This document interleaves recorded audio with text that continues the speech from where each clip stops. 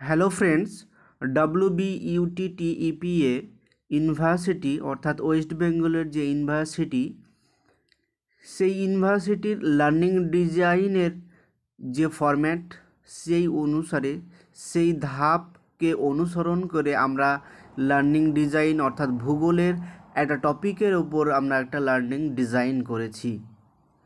এখানে দেখো, এটা আমাদের প্রথম ধাপ, ফার্স্ট স্টেপে আমরা কি করেছি সেটা একটু তোমরা দেখে নাও।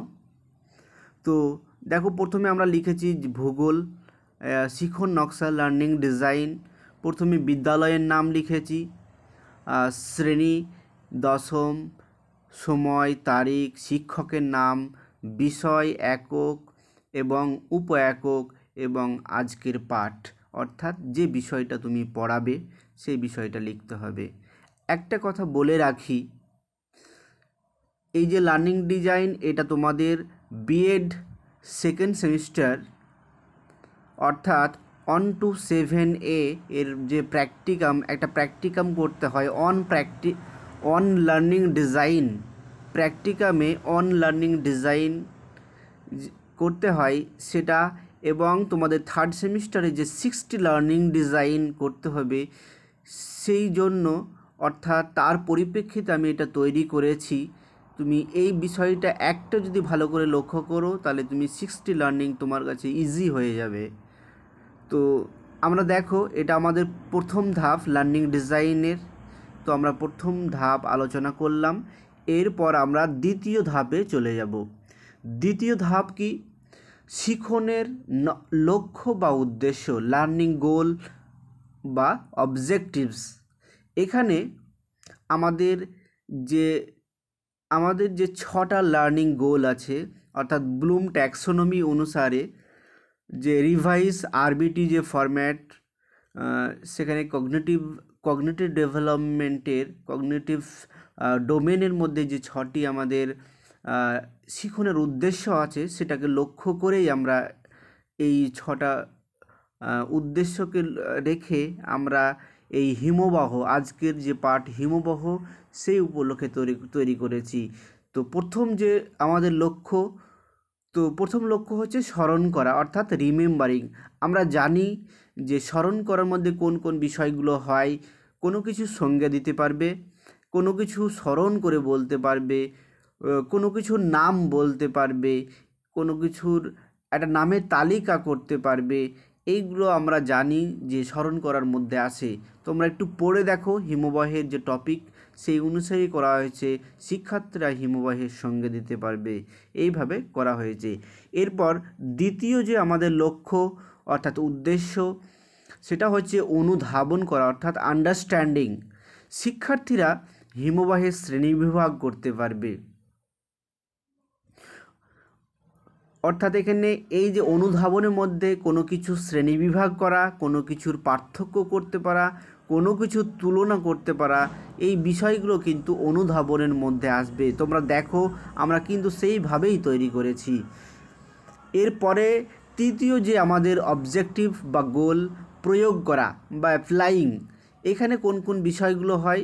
কোনো কিছু দেখে আমাকে শনাক্ত করতে পারা, কোনো কিছু দেখে চিনতে পারবে, সেটা প্রয়োগ করার মধ্যে আসবে। কোনো কিছু উপস্থাপন করতে পারবে, সেটা প্রয়োগ করার মধ্যে আসবে। কোনো কিছুর প্রভাব সম্পর্কে বলতে পারবে, অর্থাৎ ব্যবহারিক জীবনে এই যে প্রভাব, সেটা বলতে পারবে। এইগুলো কিন্তু আমাদের প্রয়োগের মধ্যে বা অ্যাপ্লাইংয়ের মধ্যে আসে। তোমরা দেখো, হিমবাহের টপিকের মধ্যে কিন্তু আমরা সেগুলোই রাখার চেষ্টা করেছি। বিশ্লেষণ করা, এখানে বিশ্লেষণ করা মধ্যে কোন কোন বিষয়গুলো আসবে?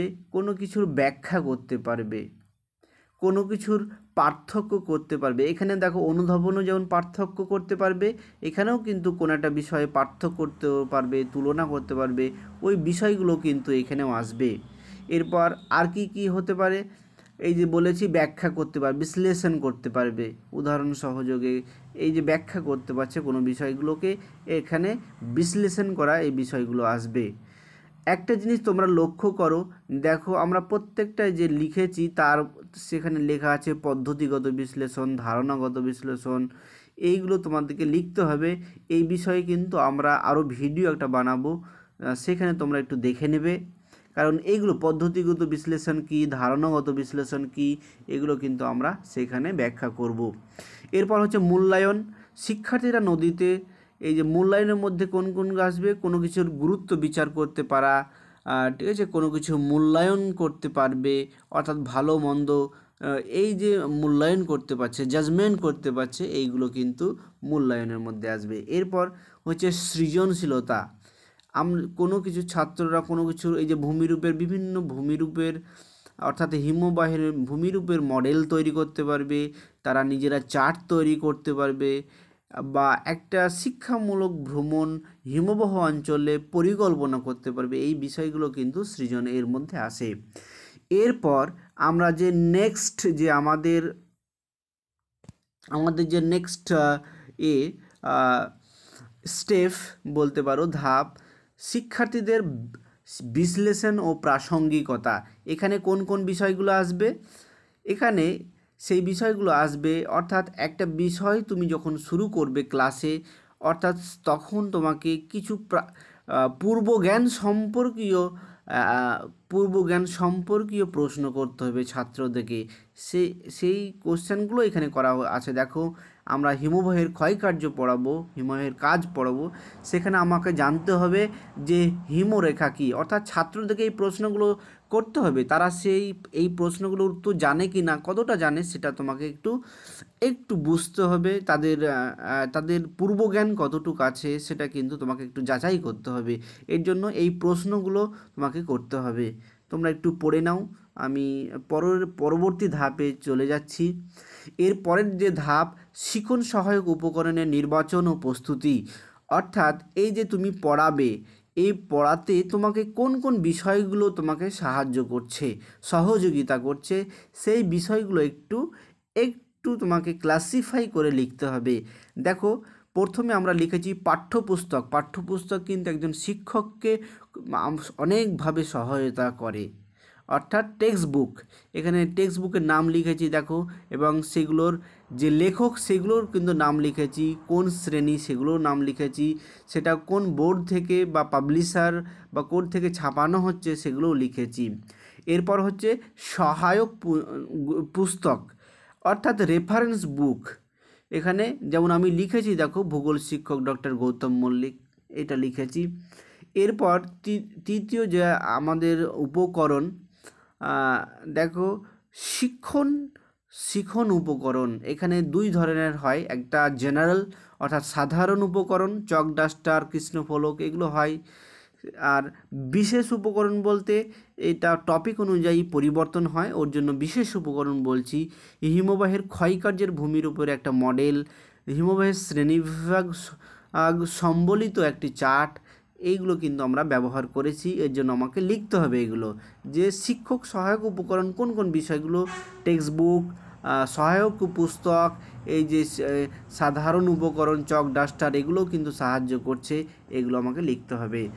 এরপরে যে মূল বিষয়, শিক্ষণ কৌশল, লার্নিং স্ট্র্যাটেজি, অর্থাৎ একজন শিক্ষক কোনো একটা বিষয়কে কোন পদ্ধতিতে পড়াবেন, সেটা কিন্তু কোন পদ্ধতিতে, কিসের সাহায্যে, এইগুলো কিন্তু আমাকে একটু বিস্তারিতভাবে লিখতে হবে।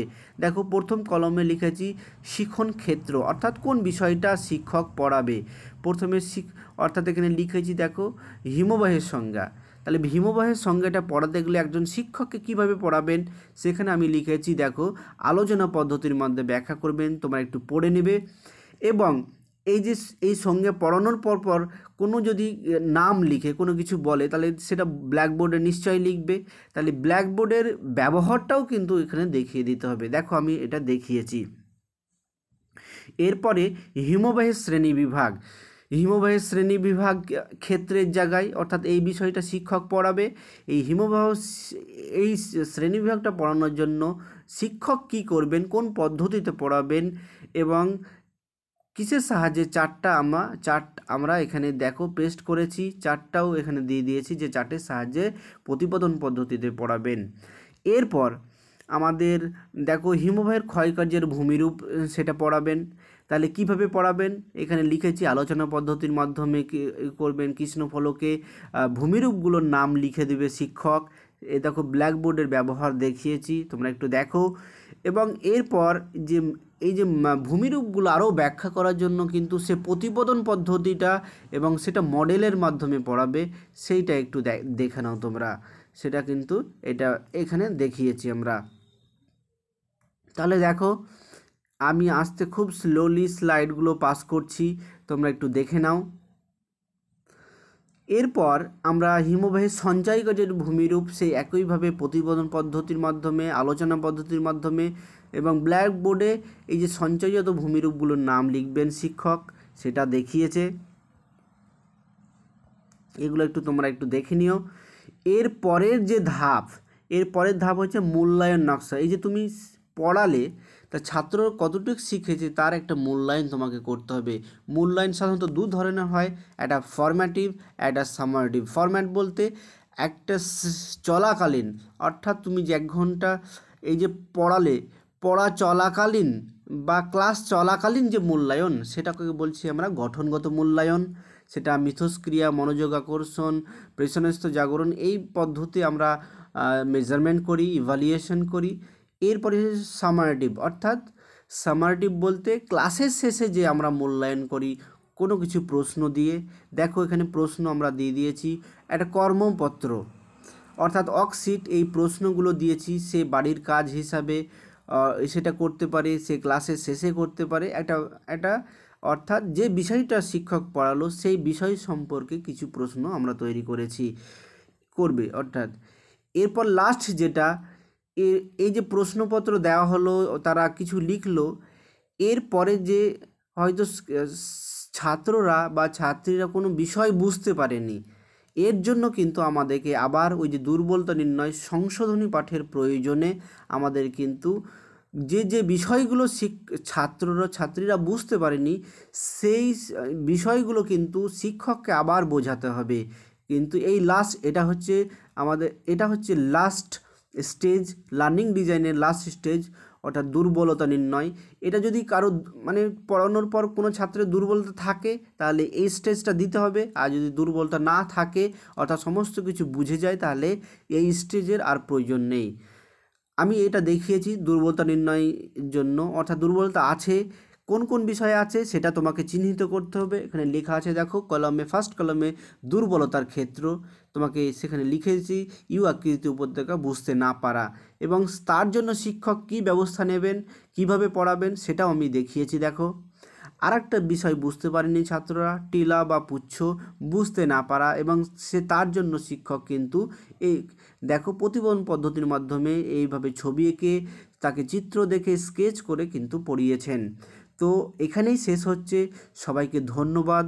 যদি ভালো লাগে এইরকম ভিডিও অবশ্যই কমেন্ট করবেন এবং সবাই ভালো থাকবেন। ভিডিওটা এখানেই শেষ করছি আমি। সবাইকে ধন্যবাদ।